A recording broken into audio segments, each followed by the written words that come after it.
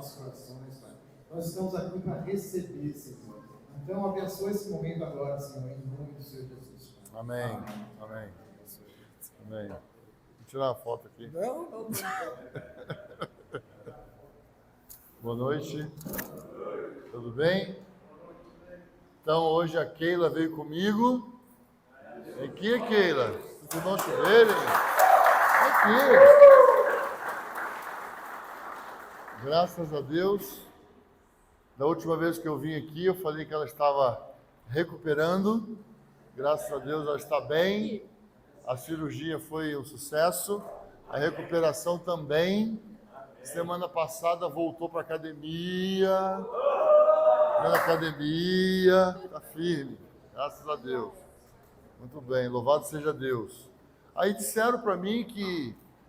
Cadê o Rodrigo? Cadê o Rodrigo? Rodrigo, disseram para mim que a violência estava muito grande em Bragança. Aí eu trouxe um segurança, o Cido. Fique em pé aí, Cido. Eu trouxe um segurança. O Cido é um irmão lá, querido. Trabalha conosco ali em Jundiaí. Tem estado ali conosco no nosso setor do centro da cidade. Como vocês sabem, nós sempre carregamos livros por onde vamos. Então, temos ali alguns títulos da Editora Impacto e temos falado bastante sobre esse livro aqui. Não sei se quando eu estive aqui a última vez eu falei desse livro. O Evangelho é a Chave de Casa? Falei? Não. O Evangelho é a Chave de Casa é o terceiro título lançado em português aqui no Brasil, pela editora Monergismo, da Rosária Butterfield. A Rosária Butterfield, ela foi uma das líderes do movimento LGBT nos Estados Unidos e ela foi uma idealizadora de todo o estatuto, de toda a convenção, de toda a ideia por trás do movimento LGBT. E a Rosária Butterfield, ela é uma doutora em sociologia. E ela, como doutora em sociologia, ela nunca poderia escrever contra um movimento, contra uma religião, sem antes pesquisar. E aí aconteceu uma situação... Keila, me dá o outro livrinho dela, amarelo. E aconteceu uma situação lá nos Estados Unidos, onde as pessoas acabaram sendo muito assim, violentas, né, contra ela em palavras. E ela falou assim, eu preciso escrever sobre os cristãos, eu preciso realmente falar sobre esse movimento arcaico, antigo, ultrapassado, que é o cristianismo. E aí ela, olhando tudo aquilo que havia acontecido no Facebook, aquele tempo era Facebook só, ela viu que tinha uma pessoa que falou contra o que eles fizeram lá, o movimento foi bem grande, e ela resolveu procurar aquela pessoa, e descobriu que aquela pessoa era um pastor, que foi muito educado com ela, e também aceitou recebê-la em sua casa. E esse pastor levou a Rosária para a mesa da casa dele. E quando ela viu, já haviam se passado 2 anos, e o casamento dela já não ia mais tão bem como a outra mulher. E aqui nesse livro, ela conta os pensamentos secretos de uma convertida improvável. Esse foi o primeiro livro dela lançado no Brasil, em português. E o segundo livro dela, em português, foi esse aqui, União com Cristo e Identidade Sexual.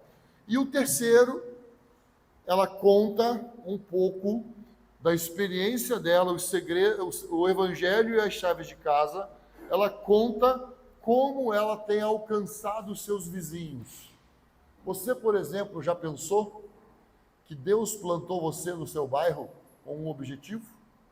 Deus plantou você na sua rua no seu condomínio, no seu prédio, com um objetivo? E a Rosária conta nesse livro a experiência dela de acolher os vizinhos, porque ela foi acolhida por aquele pastor e a sua esposa.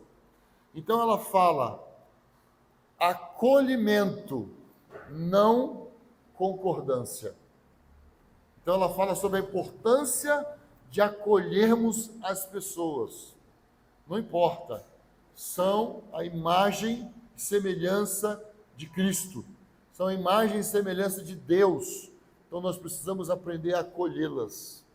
E ela conta aqui como ela tem trabalhado e praticado a hospitalidade radical na vizinhança dela. E ela conta muitas experiências. Aqui não conta o testemunho dela. Nesse livro, conta o testemunho dela. Mas eu digo sempre o seguinte: não leia, se você é casado, não leia só o homem ou só a mulher. Precisa ler os dois, porque senão você vai ser desafiado a fazer coisas que o seu cônjuge vai ficar assim: ué, como assim? Né? Então, eu resolvi, junto com a Keila, chegar mais perto dos nossos vizinhos. E eu descobri que eu não sabia o nome de vários dos meus vizinhos. Chamava-se: ô vizinho, bom dia, ô vizinho, boa tarde, ô vizinho, boa noite, ô vizinho. E todo mundo me chama: ô pastor, ô pastor, ô pastor. Que eles sabem mais da minha vida do que eu sei da deles. E aí eu pensei: meu Deus do céu, estou muito distante dos meus vizinhos. Eu preciso me aproximar mais dos meus vizinhos. Como Keila leu esse livro também, junto comigo, e a gente tem trabalhado ainda em cima dos capítulos desse livro, eu deixo aqui uma indicação para quem quiser entrar mais, entender mais sobre esse desafio que é o acolhimento. Então, assim, é algo maravilhoso o que a Rosária escreve aqui e dá o testemunho dela, viu, gente? É tremendo. Rosária, hoje é mãe de 3 filhos adotivos. Ela é casada com um pastor há mais de 20 anos e ela é uma mulher apaixonada por Jesus. Estamos tentando trazê-la ao Brasil. Não sei quando, mas estamos com essa expectativa. Queremos conhecer essa irmã e ouvir. Não sabemos se ela é uma grande pregadora. Ela diz que o marido dela é um bom pregador, mas queremos trazê-la ao Brasil. E aqui nós temos o penúltimo, né? Já está saindo o novo lançamento da Impacto, a Controvérsia de Sião. Controvérsia de Sião é o do Dalton Thomas. Eu acho que saiu em dezembro, né? Saiu em dezembro a Controvérsia de Sião, e ele explica muito o que está acontecendo hoje em Israel. Todo esse conflito, toda essa guerra e o que está por vir. Se vocês acham que é horrível o que está acontecendo agora, imagina o que está por vir, tá? Isso que está acontecendo agora é o prenúncio do que está por vir. Então, nós estamos vivendo um momento onde as trevas estão vindo ferozmente sobre a terra. E como eu tenho dito nas várias congregações por onde tenho passado, nós não podemos ser cristãos bobinhos. Precisamos nos preparar, como foi colocado aqui, até que Cristo volte. Então, precisamos nos preparar para a volta de Jesus. As pessoas, na sua maioria, não percebem o que está acontecendo na sociedade. As pessoas, na sua maioria, não percebem o que vem acontecendo na humanidade em si. Mas nós, cristãos, temos a Bíblia, e a Bíblia explica o que está acontecendo agora. A Bíblia nos mostra o que está acontecendo agora. A Bíblia nos diz que o ponto que estamos vai piorar. Porém, a Bíblia também diz que haverá um grande, glorioso e poderoso derramamento do Espírito Santo. A Bíblia também diz isso.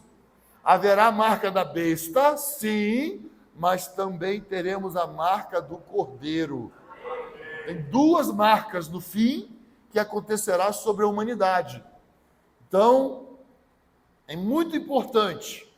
Lá no Egito, o anjo da morte, ele não passou na casa dos judeus, porque havia sangue nos umbrais da porta. O anjo da morte vai passar novamente sobre a terra. E Apocalipse diz que ele não vai passar sobre aqueles que têm a marca do Cordeiro. Então, é muito importante que nós entendamos isso. As pandemias ficarão mais uma após a outra. Vai aumentar. A Bíblia diz isso. Apocalipse 6, Apocalipse 9, mostra que está caminhando para isso. Então, nós não podemos ser cristãos bobinhos. Nós precisamos ser cristãos prevenidos, de olhos abertos, que sabemos o que está acontecendo. Amém? Então, é muito importante esse tema, é muito importante essa preparação, é muito importante que nós sejamos pessoas informadas. Veja bem, quem tá lendo aí agora o livro de Números? Vários irmãos. Ok, muito bom. Então, nós começamos em Gênesis, estamos por Êxodo, Levítico, agora estamos em Números. O que nós vimos em final de Êxodo, vimos em Levítico e vimos agora em Números? Várias ordens de Deus ao seu povo. O que o povo aprendeu no deserto? O povo no deserto aprendeu sobre higiene ambiental, aprendeu sobre higiene pessoal, aprendeu sobre o cuidado com a água, cuidado com o corpo. Eles aprenderam tudo isso. Vocês já ouviram, já estudaram na escola sobre a peste negra? A peste negra, quando atingiu a Europa, que foi um arraso terrível, atingiu o Brasil, foi um negócio horrível, tá? Morreram milhares de pessoas. Aí eles falaram assim, isso é culpa dos judeus. Foram os judeus que provocaram a peste negra. Sabe por quê?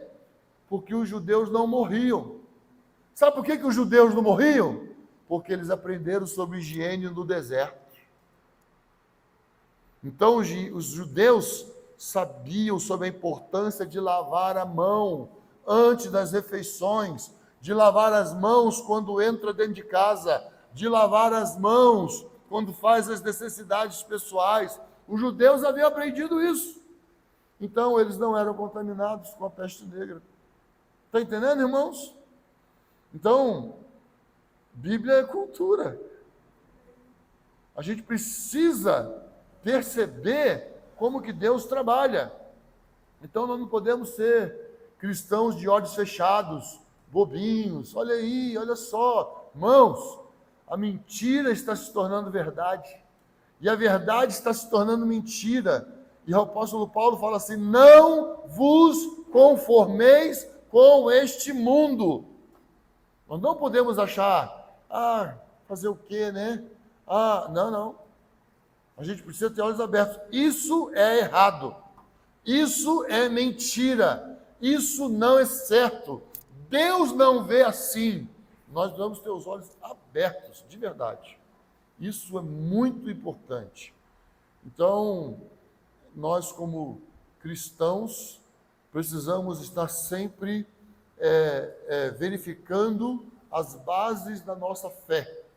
Então, por exemplo, vamos tomar a ceia. O apóstolo Paulo ensina, examinai. Examinai o quê? Examinai se estáis na fé, se estáis firmes na fé.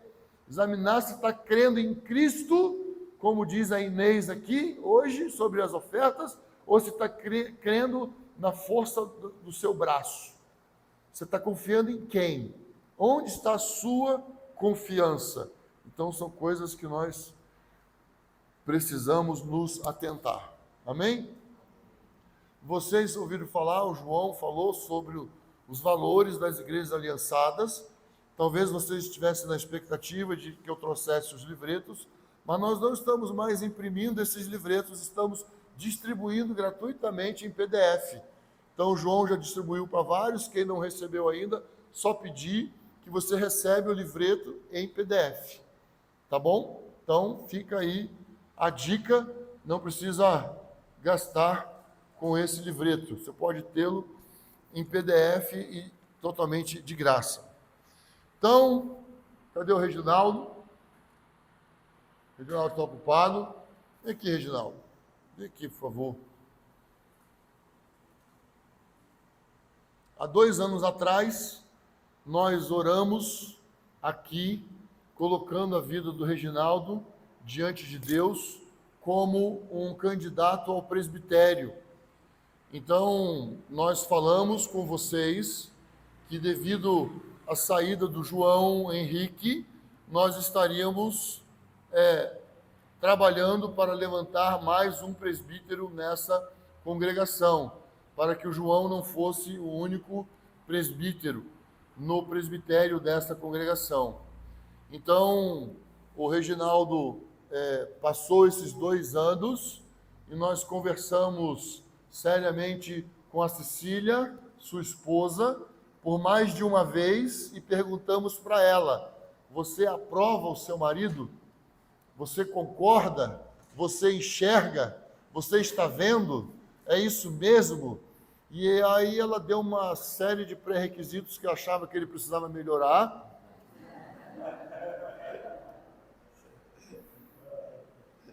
Estou brincando.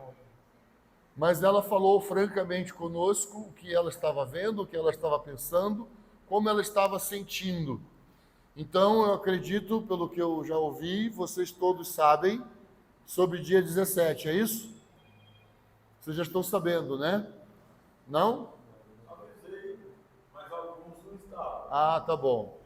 Então, dia 17 de março, estarei vindo aqui juntamente com o Haroldo. Nós estaremos ordenando o Reginaldo ao presbitério dessa congregação. Mas, obrigado, Regis. Mas eu queria falar com vocês sobre a sua responsabilidade sobre esse ato. Nós estamos apontando o Reginaldo junto com o João, porque o João, principalmente, ele precisava ter paz e alegria para isso, e o João reconhece no Reginaldo essa pessoa que tem ombreado com ele, que tem permanecido firme com ele, e ele enxerga no Reginaldo esse homem para estar do lado dele, junto com ele e junto seguindo na obra do ministério. Nosso projeto é levantar outros. Já estamos olhando vários jovens que tem nessa congregação e enxergamos como futuros Timóteos, como o apóstolo Paulo tinha Timóteo, nós enxergamos que existem outros Timóteos nessa congregação também. Então estamos olhando, estamos vendo, estamos observando, estamos conversando, mas não é algo que nós fazemos de cima para baixo, como se fosse de cima para baixo. É algo que nós fazemos como congregação, é algo que nós fazemos como corpo. E apóstolo Paulo e os apóstolos, não só Paulo, como os outros apóstolos, eles tinham esse encargo de instruir a igreja, chamar a atenção da igreja e explicar à igreja que isso é um compromisso mútuo, isso é uma responsabilidade mútua. Isso não é algo que nós simplesmente fazemos através da imposição de mãos e a igreja assiste. Não, isso é algo que a igreja participa, isso é algo que a igreja está diretamente ligada e é responsável. Então, existe obrigações para a igreja também. Existe responsabilidade que faz parte da igreja. Então, em 1 Pedro, abre sua Bíblia comigo. 1 Pedro, capítulo 5.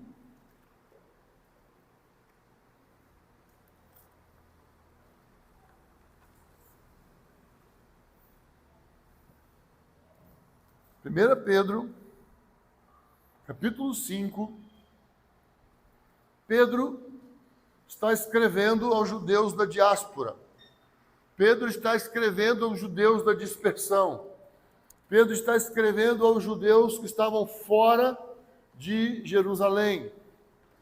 E ele escreve essa carta, e ele dá instruções, e ele passa ensinamentos para o corpo de Cristo.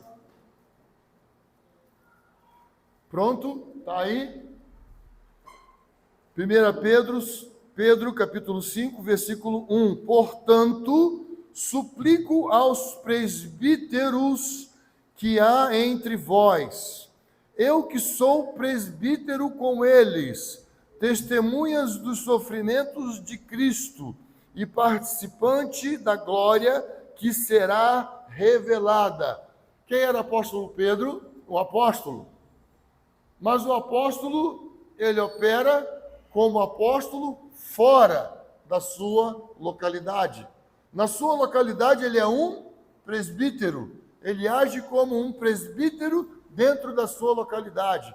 Então ele fala, eu, presbítero convosco, eu, presbítero com vocês. Mas o que é um presbítero? Vamos continuar a leitura.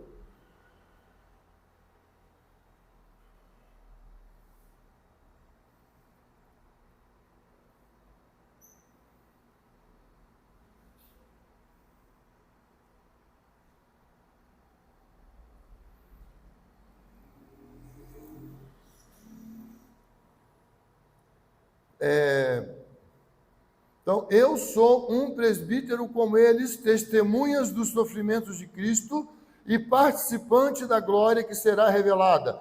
Pastoreai. A quem que ele está pedindo para pastorear?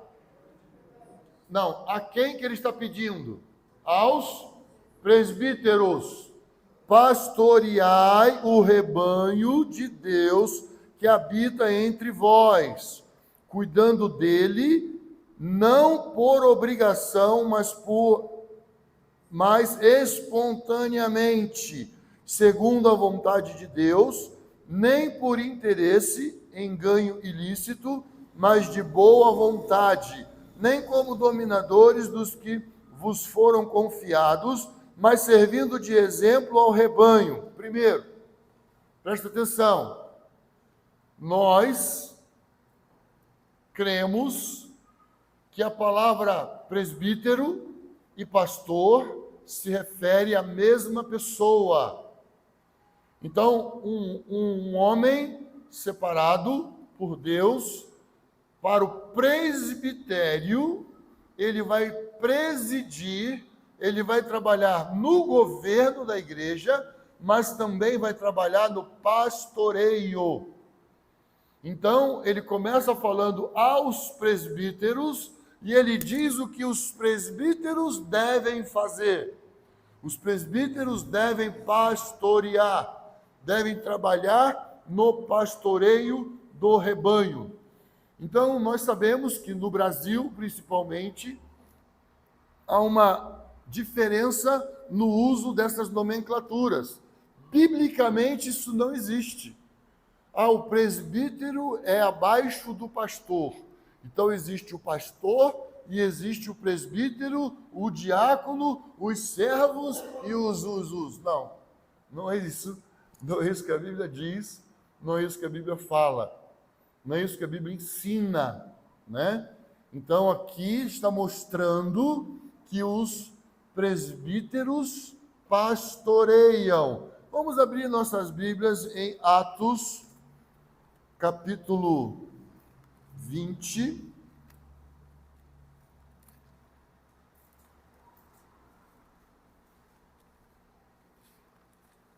Atos 20, 28. Atos 20, 28, Lucas está escrevendo, e Lucas trabalhou muito tempo com Paulo, eles trabalharam juntos no ministério, então Lucas, ele ia escrevendo atrás do apóstolo Paulo. Atos 20, 28, olha só. Portanto, tende cuidado de vós mesmos e de todo o rebanho sobre o qual o Espírito Santo vos constituiu o quê? Bispos. Opa! Olha uma palavrinha nova surgindo agora no nosso cenário. Olha só. Tende cuidado de vós mesmos e do rebanho. Primeira coisa que eles precisam fazer é cuidar de quem? De si mesmo. Primeira coisa, precisa cuidar de si mesmo. Segunda coisa é cuidar do rebanho. Porque eles foram constituídos o quê? Bispos sobre o rebanho. Continuando, para o quê? Fazer o quê? Pastoreardes a igreja de Deus que ele comprou com o próprio sangue. Então, a mesma pessoa, na função de presbítero, é chamado de bispo e é chamado de pastor. Nós encontramos no grego, na Bíblia, episcopos, que é bispo, presbúteros, que é presbítero, poimen, que é o pastor, mas a mesma pessoa pode exercer funções diferentes. Eu trabalho em Jundiaí, sou um presbítero, que fui chamado para trabalhar como bispo diante dos outros presbíteros, mas também trabalho apostolicamente fora de Jundiaí, no Ticum Brasil, junto com Haroldo, o Harold Walker, que vocês, a maioria de vocês já conhece. Então nós trabalhamos juntos.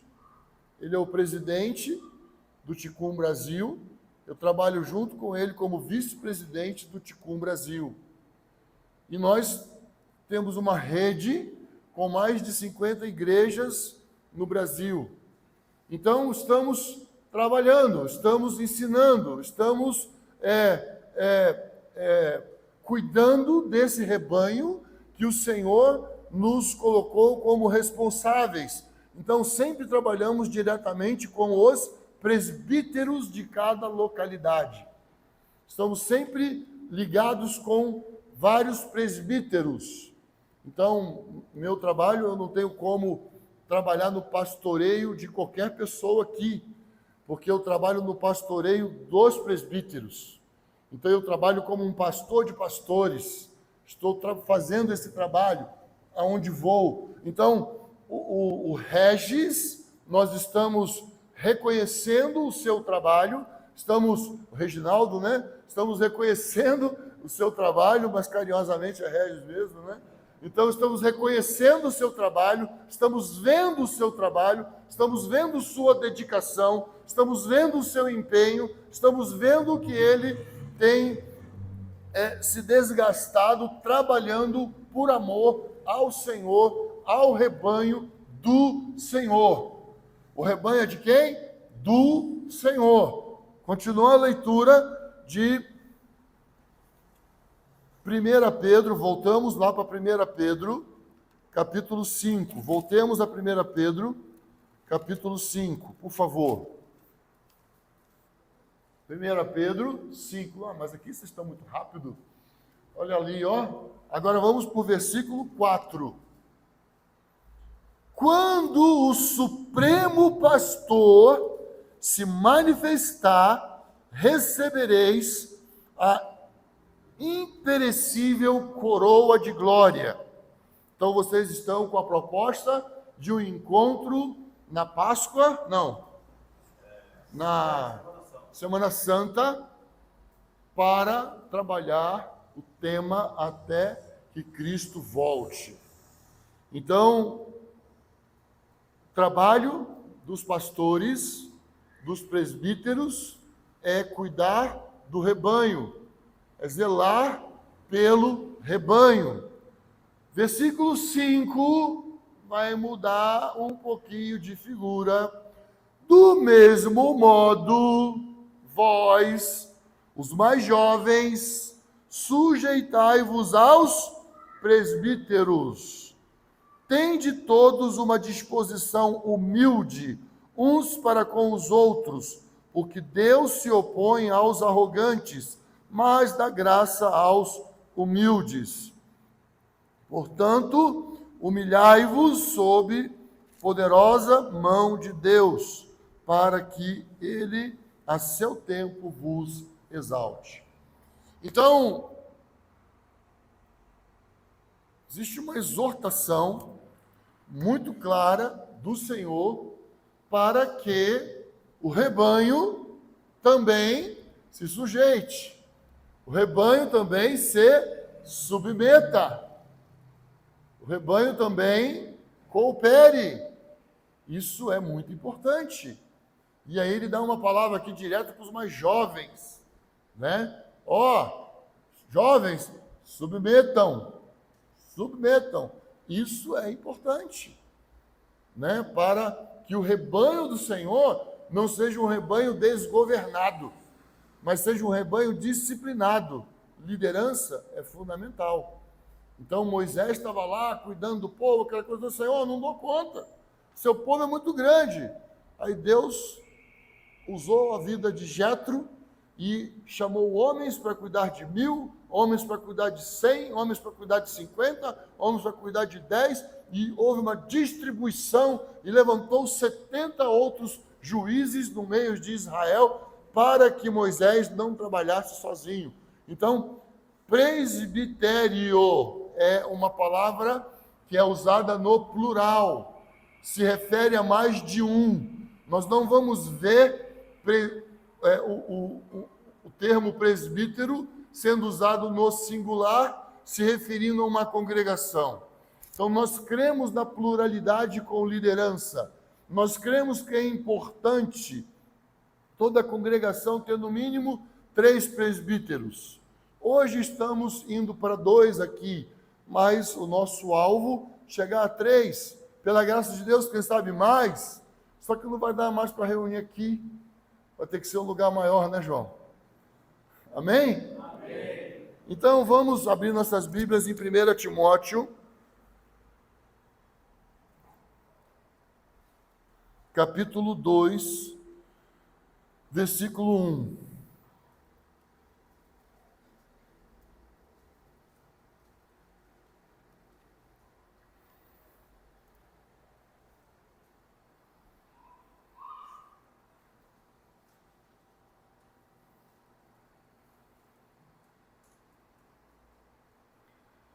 Esta palavra é digna de crédito.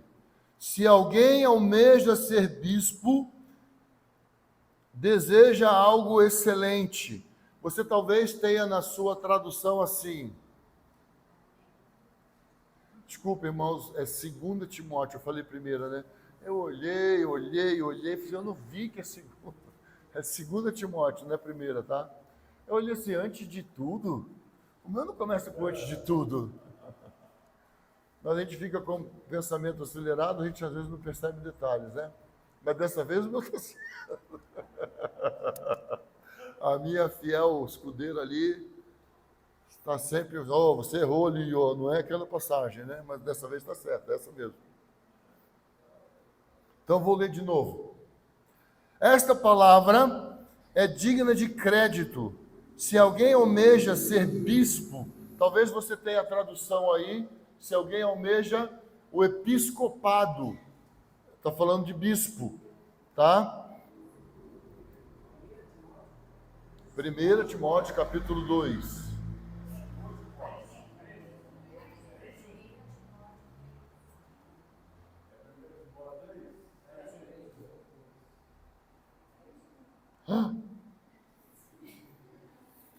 Deus, isso é um erro completo, não é possível. Errei de novo.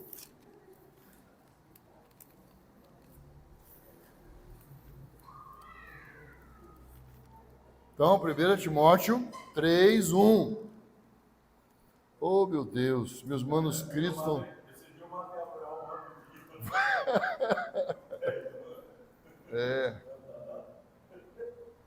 Então, é 1 Timóteo 3:1. Versículo 2. É necessário que o bispo seja irrepreensível, marido de uma só mulher, equilibrado, tenha domínio próprio, seja respeitável, hospitaleiro, apto para ensinar, não dado ao vinho nem à violência, mas amável, inimigo de discórdias, não ganancioso. Deve governar bem a própria casa, mantendo os filhos em sujeição com todo respeito, pois se alguém não sabe governar a própria casa, como cuidará da igreja de Deus? Não deve ser novo na fé, para que não se torne orgulhoso e venha cair na condenação do diabo.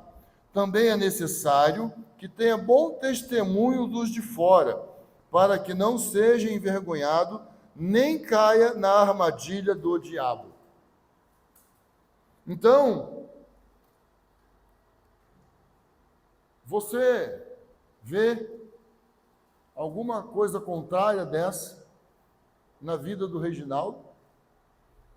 Você vê se o Reginaldo governa bem a sua casa, se ele é um homem de bom testemunho?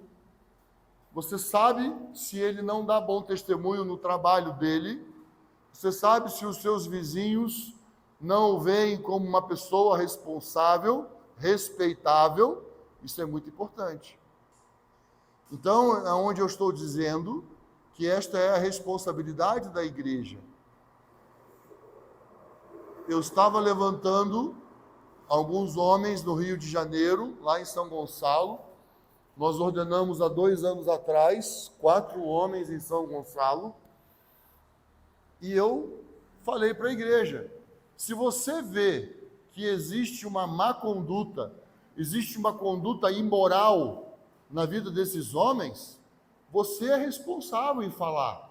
Primeiro fala com eles, depois fala comigo. Eu preciso saber. Não é que eu sou o chefe, é que eu vou impor as mãos, eu vou transmitir autoridade. E a Bíblia ensina que nós não devemos impor as mãos precipitadamente sobre ninguém.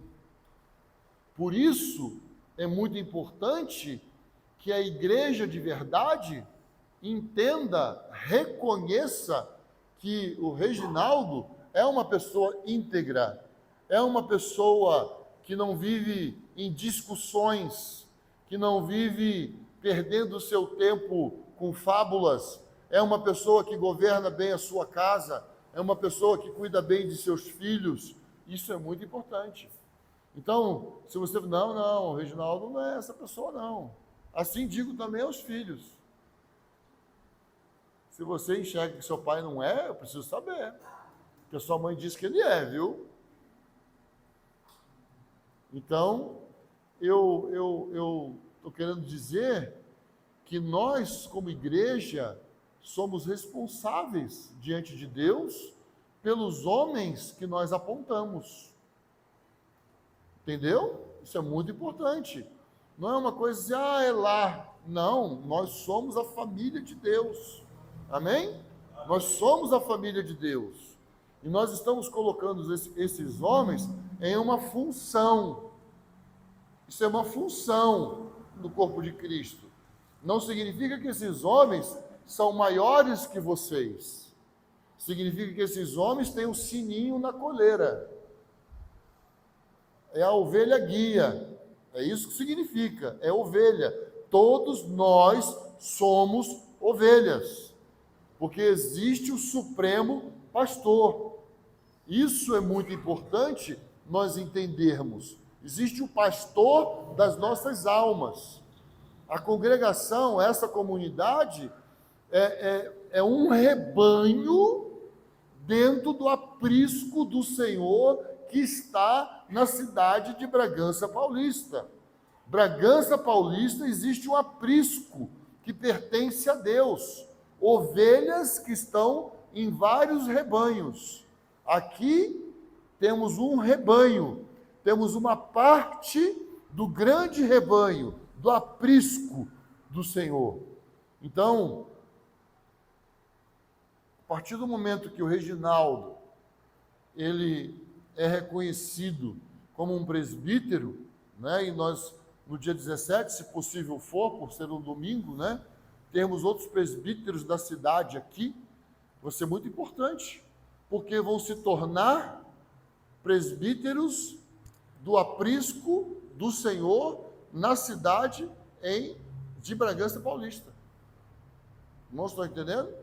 Então, isso é muito importante, nós compreendermos o limite da igreja. O limite da igreja não são as quatro paredes, é a dimensão da cidade. Então, é um corpo em cada cidade. É dessa forma que o Senhor trabalha. Por isso, na Bíblia, nós temos a igreja em Éfeso, a igreja em Corinto, a igreja em Esmirna, a igreja em Filadélfia. Por que é em? Porque não é da. A igreja não é da cidade. A igreja está na cidade. A igreja é de Jesus. Amém? Nós pertencemos a Jesus. Nós não pertencemos à cidade. Nós estamos brasileiros, mas somos concidadãos do reino dos céus. Amém? Nós pertencemos ao reino de Deus, mas estamos brasileiros. Estamos aqui. Somos representantes do reino de Deus nessa terra. Então, é muito importante que nós compreendamos nossa responsabilidade nesse processo. Então, muito importante aqui, uma palavrinha chamada irrepreensível. O que é uma pessoa irrepreensível? Uma pessoa irrepreensível é uma pessoa que não é achada culpa. Entendeu? Jesus foi acusado de muitas coisas. A pergunta é, ele foi achado culpado? Não. Porque eram infundadas. Isso que é importante saber. Então, você pode achar, não, o Regis, a gente precisa saber, o que você está vendo? O que você está achando? Hã? Reginaldo. Né? O que você está vendo? Será que tem fundamento o que você está vendo? A gente precisa saber se tem fundamento. Porque precisa ser irrepreensível. Irrepreensível significa que não é culpado. Isso é importante. Isso faz parte da vida de um presbítero. Né? Eu estive numa cidade onde, infelizmente, o presbítero devia para várias lojinhas da cidade. A cidade não era muito grande, não, rapaz. Eu falei, meu irmão, não. Não tem como. Então, irmão, eu achei melhor eu sair do presbitério agora. Porque precisa ser irrepreensível. Irrepreensível. Então, graças a Deus, esse homem é um homem hoje que não deve nada a não ser o amor, como diz as Escrituras. Graças a Deus, os anos se passaram e esse homem está firme e ele compreendeu que não é, estou devendo, desculpa aí, tá errado. Não é assim não. De jeito nenhum. Né? Então, até 1978, no Brasil, quem ficava devendo ia para a cadeia. Vocês sabiam disso? Mas a Constituição mudou. Né? Então, isso é uma coisa, inclusive não era coisa do Brasil, isso era uma coisa mundial.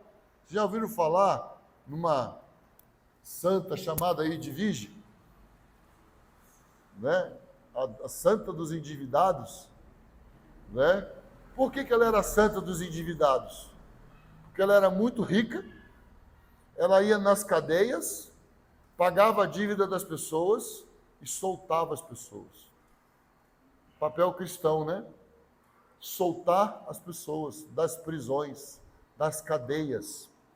Então, vamos para Tito, Tito, capítulo 1, versículo 5.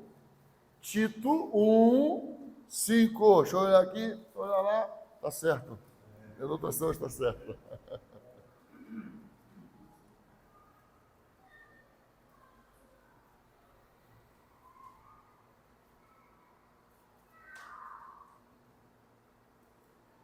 Foi para isso que te deixei em Creta, para que pusesses em boa ordem o que faltava, e que em cada cidade estabelecesses o quê?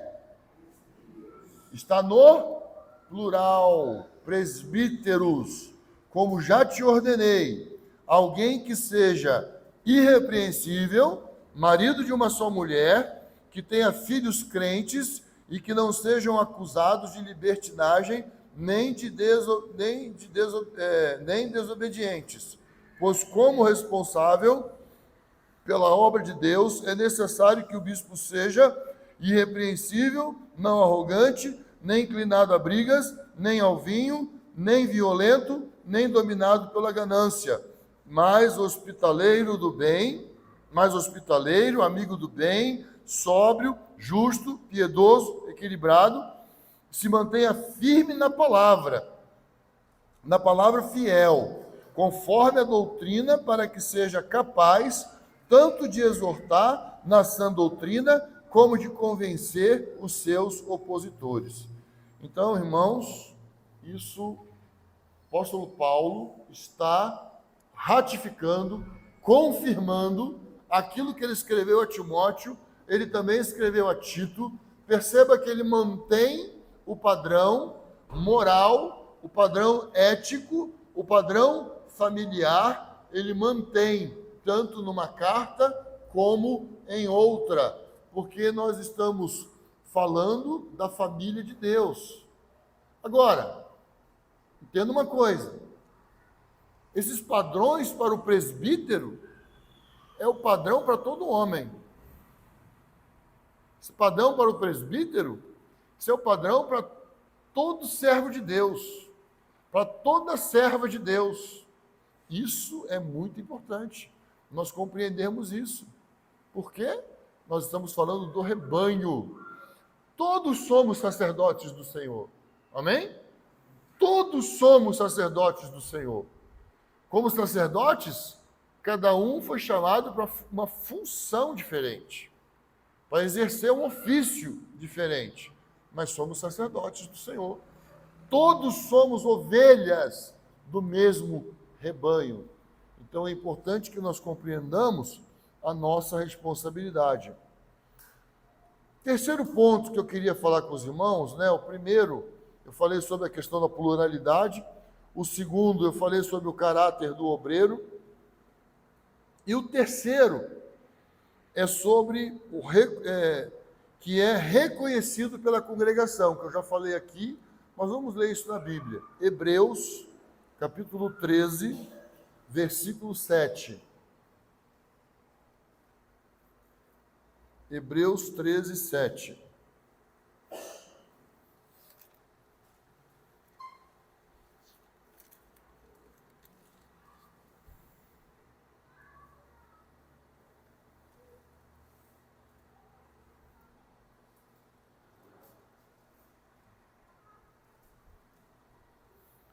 Então, nós temos aqui algumas instruções dadas ao autor de Hebreus.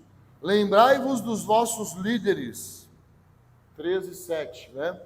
Lembrai-vos dos vossos líderes, que vos pregaram a palavra de Deus, observando-lhes atentamente o resultado da vida, e imitai-lhes a fé. Então, lembra que eu falei? Você enxerga no Reginaldo, uma pessoa que você deve imitar a fé, uma pessoa que é equilibrada, uma pessoa que é ordeira, uma pessoa que governa bem a sua casa, uma pessoa que crê na palavra de Deus. Então, a palavra nos exorta a imitar a fé de nossos líderes. Isso é um ensinamento bíblico que nós precisamos prestar atenção. Então, ele está dizendo: lembrai-vos, ficai atentos aos vossos líderes. Então, ficar atento é trazer à mente os vossos líderes, é manter na memória os vossos líderes, é guardar os vossos líderes, é orar por eles, é colocá-los diante de Deus, é interceder por suas vidas. Eles precisam das suas orações. Isso é muito importante. Então, assim, você está disposto a orar pelos seus líderes? Você está disposto a colocar a vida deles diante do Senhor? Você está disposto a gastar tempo orando pela vida deles? Então, isso é necessário, isso é muito importante dentro do nosso comprometimento como membros dessa família. Versículo 17. Obedecei a vossos líderes, sendo-lhes submissos, pois eles estão cuidando de vós, como quem há de prestar contas, para que o façam com alegria e não gemendo, pois isso não vos seria útil. Então, o Aparecido que está ali comigo, o Sidão, ele é um pastor de uma igreja caseira em Jundiaí, e a gente conversa muito. E ele pastoreia várias famílias, ele cuida de várias famílias. E às vezes nós vimos que tem ovelhas que têm comportamento de cabrito, né? Difícil, né? As ovelhas normalmente pastam no gramado. O cabrito gosta de ir para os penhascos, lugares difíceis, gosta de correr perigo. Comportamento de um animal é diferente do outro. Então a Bíblia fala, inclusive, sobre isso. Então eu falo para ele: Cido, não adianta. Se a pessoa não quer ouvir, nós não temos o que fazer. Se a pessoa não quer aceitar o conselho, brigar nós não devemos, de jeito nenhum. Deixa. Meu irmão, aquieta seu coração, fique em paz. Nós não vamos fazer a obra de Deus gemendo, não dá certo. Ah, porque não me ouviu. Ah, porque não obedeceu. Ah, não. Nós estamos prontos a pastorear, estamos prontos a cuidar, estamos prontos a ouvir, estamos prontos a acompanhar, mas não obrigar. Não obrigar. Você pode levar um cavalo até a água, mas você não faz ele beber água. Não consegue. Ninguém consegue. Consegue, João? De jeito nenhum. Eu estou usando um ditado que não é cavalo que fala, tá? É o burro. Você leva o burro até a água. Você não faz ele beber água. Você sabe, já tentou, né? Então, assim, é um fato. Não adianta, é forte demais. Então, irmãos, o trabalho do pastor não é obrigar as ovelhas a obedecer. O trabalho do pastor não é intimidar as ovelhas para que elas façam o que precisa ser feito. O trabalho do pastor vai ser ensinar. O trabalho do pastor vai ser explicar. O trabalho do pastor vai ser mostrar. Eu não sei se vocês viram, nossa, não sei, está conectado à internet aí, não? Tem uma com riozinhos, que o pastor vai lá e tira a ovelha do buraco. Você já viu? Tira a ovelha do buraco. Daqui a pouco a ovelha sai pulando, e puf, cai no buraco de novo. Mas ele tirou ela do buraco. Mas ela é descuidada. Isso é uma característica, inclusive, desse animal, ovelha. Distraída, desatenta. Então ela pula e vai lá e puf, cai no buraco de novo. Então, assim, a gente avisa, a gente conversa. Eu vim falando para ele das muitas experiências que eu já tive na minha vida de aconselhar pessoas. E as pessoas não ouvem, não aceitam. Eu vou brigar com elas? Não. Não temos como brigar com elas. O que a gente faz, eu disse para ele, né? Você está vendo aquele irmão ali, ó? Estamos recebendo de novo, todo arrebentado, né? Como diz lá em Jundiaí, todo estrupiado, está aqui. E vamos cuidar, e vamos lavar, e vamos cuidar das feridas, está aqui novamente. Né? Essa ovelha, inclusive, já saiu várias vezes, já se arrebentou várias vezes, e a gente está recebendo de novo. Mas aqui está te falando assim, olha, para que façam com alegria e não gemendo, pois isso não vos seria útil. Mas, infelizmente, às vezes, a fé do pastor é provada. Então, o versículo 18 desse capítulo fala assim: orai por nós, pois estamos convencidos de que temos boa consciência, desejando portar-nos corretamente em tudo. Então, ore pela sua liderança, ore pelos seus pastores, zele por eles diante de Deus, cuide deles. Isso é muito importante. Isso faz parte de nossa responsabilidade como ovelhas.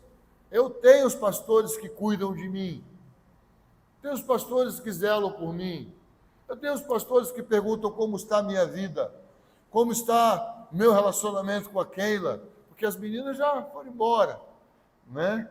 Casaram, está chegando um netinho aí, graças a Deus.